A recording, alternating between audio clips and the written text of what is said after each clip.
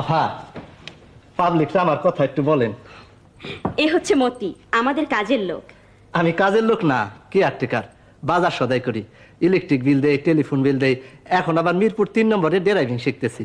Driving শিখুনের পরে ইনশাল্লাহ প্লেনে চড়ে মিডল ইস্টে চলে যাব। বাকি আল্লাহ পাকের ইচ্ছা। আমি আপনাদের দোয়া চাই। আসসালামু আলাইকুম।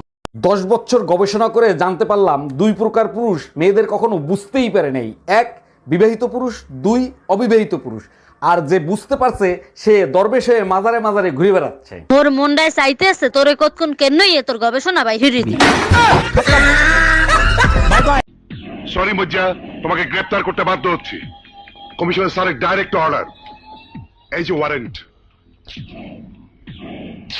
দেখছ তো ওয়ারেন্টের মতন তো গছিয়া ফেলাবো। মায়ের পা ধরে ক্ষমা চাও। আমি কোনো অন্যায় করিনি, ক্ষমা আমি চাইতে পারবো না। কি পারবে না? তুমি কি বললে ঠাকুরপো? দে, খুব করে দে, দে না। তোর মনটাকে আমি টুকরো টুকরো করে দেব। আমার ভেতরের কোনো কিছুই তুমি খুঁজে পাবে না বাবা, কারণ আমার সমস্ত কিছু শিমুলের কাছে। তাহলে শিমুলকে শেষ করে ফেলবো?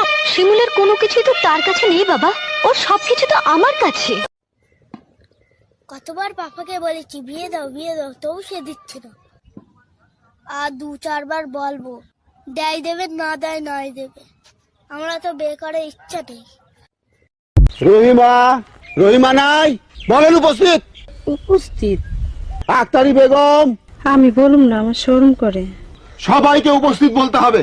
রাবেয়া খাতুন, ফাজিলের দল।